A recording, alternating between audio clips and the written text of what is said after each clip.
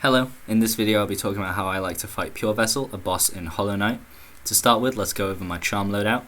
I like to use Soul Catcher, Shaman Stone, Grub Song, Unbreakable Strength, and Spell Twister. The reason I use these spell-focused charms is because I like to use Desolate Dive a lot in this fight. It deals a lot of damage, especially if you use Shaman Stone, and it gives you iframes which help you stay safe during his attacks. I use Soul Catcher rather than Soul Eater because it lets me use Unbreakable Strength, and since I need to hit him with my nail anyway in order to charge up Soul, I'd rather deal extra damage than charge a little bit of extra Soul. Now let's jump right into the fight. I'll do my best to offer some helpful commentary, but because it's quite fast-paced I might miss a few things, so I'll try and go over everything at the end as well, and maybe go back into another fight to help demonstrate a few more of the things I think need a visual aid. To start the fight I like to be quite close so I can get one hit off immediately. For the triple slash, just jump up and pogo over him. Watch out, the nail does extend behind him, so if you're in the air and behind him, you will probably take a hit. He's chained two of those together, but it's very annoying, but whenever he does the slam attack, just jump up, pogo down, and use a Desolate Dive. For the dash attack that he's just done, just jump up above him and pogo if you can. Otherwise, just Desolate Dive or Shadow Dash.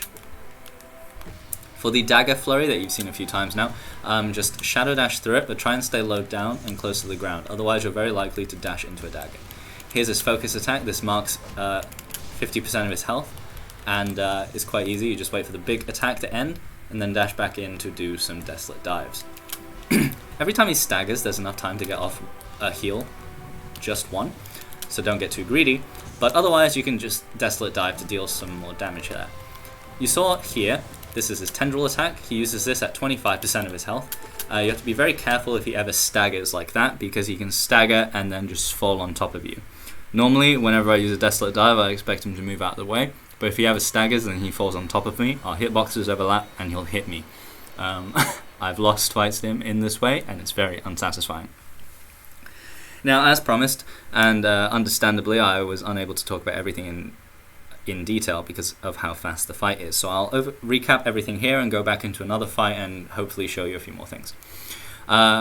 In the first, let's call it phase, in the first half of his health, there are a number of things he can do. One is the dash attack. This one's quite simple. You just jump over it and pogo on top. There's nothing more to it. You can Shadow Dash through it, but I recommend not doing that to save your Shadow Dash for other things that are more important.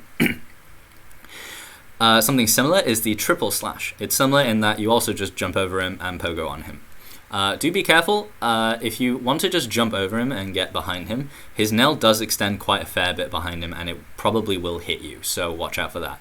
This also extends to trying to Shadow Dash through him in the air. This is still a concern. So if you need to Shadow Dash through him, do it along the ground. But again, like the dash, I recommend not using your Shadow Dash here because you can just jump over it and pogo over it. Excuse me. The next attack I want to talk about is his Dagger Flurry, where he sends them out in this radial arc. The path of each dagger is telegraphed, so it's quite easy to avoid if you have fast reactions, but if not, just do a little bunny hop like this and dash along the ground. Like I said, try not to dash too high up, because the higher up you are, the denser the daggers become, and also closer to him. The closer you are to him, the closer the daggers are. And so it becomes quite a lot easier to just dash into a dagger if you dash too high. The final proper attack I want to talk about is when he slams into the ground and summons those pillars or swords. For this, just always try to keep moving side to side, so if he ever happens to teleport above you before he does it, you can still just jump to the side and avoid him. But typically jump up to the side, get on top of him, pogo if you need to, and then use a Desolate Dive. The iframes will last until the attack is over. Two more things to mention that aren't proper attacks. One is the parry. If he ever holds his nail in a defensive stance, he's going to block your hit and then immediately attack you back. The attack is very fast, so I don't really recommend trying to jump over it. I'm not even entirely sure you could. But if you ever happen to hit him accidentally, just Shadow Dash through him. You can use the parry to your advantage because it leaves him open for quite a fair amount of time, so you can purposely trigger it and then use some iframes either in the Shadow Dash or the Desolate Dive to tank your way through them and then get some nail hits off. I.e., you can Desolate Dive onto him when he's getting ready to parry.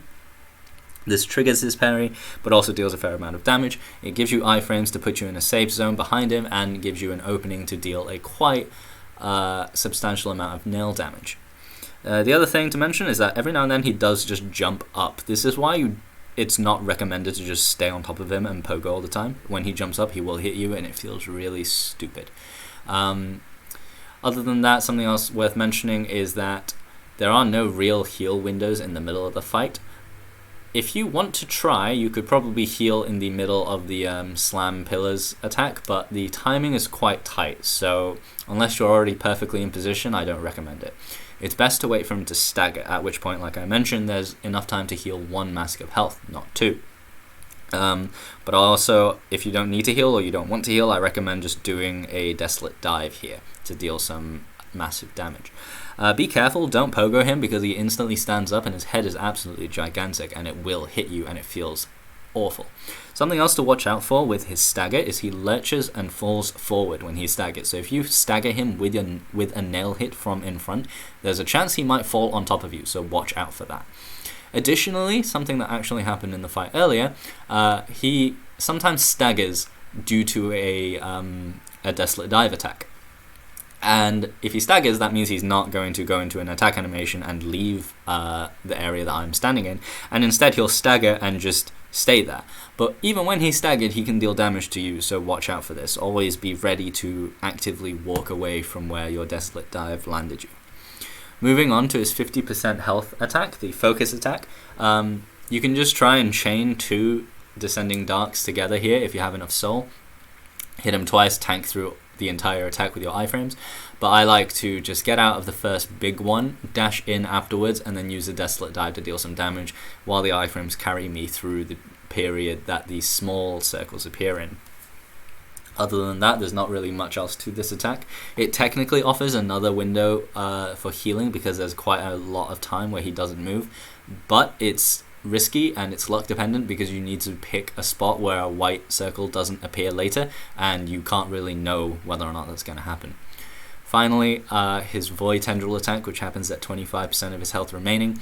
It's quite easy to see coming because it's quite well telegraphed and slow to start, but just jump over it, dash above him, pogo if you want, and use Desolate Dives to deal a fair amount of damage. By that point, you're already quite far into the fight and well along the way to winning. Now I'll go back into the fight to try and demonstrate a few things.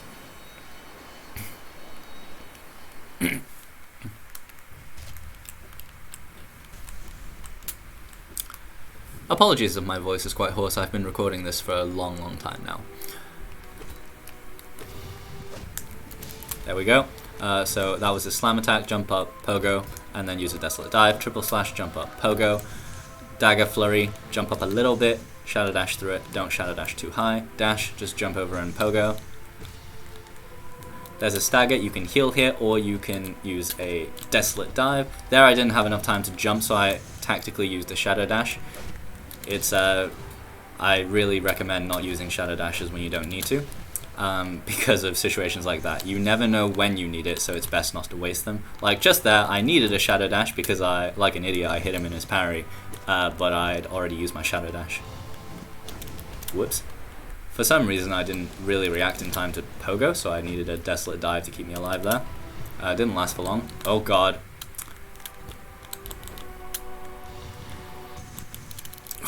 That was very dangerous. You can... Oh, well, there we go. I died that time, but it's quite close. You can see there, actually, when I dashed into his dagger flurry, I dashed too close to him and too high up, and all of the daggers were almost vertical, which meant that I'm not so much dashing through a dagger into a safe zone as I am dashing from the path of one dagger into the path of another. And it was very dangerous. I'm actually not entirely sure how I stayed alive there.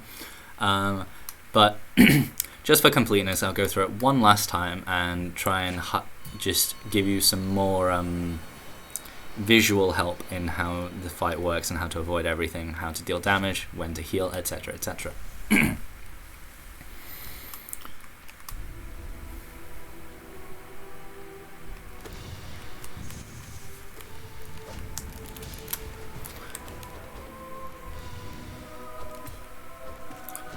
You can actually see in the animation that for the triple slash, his nail extends quite far behind him. I'm going to try and get one heal off here, but you can see that really I only have time for one.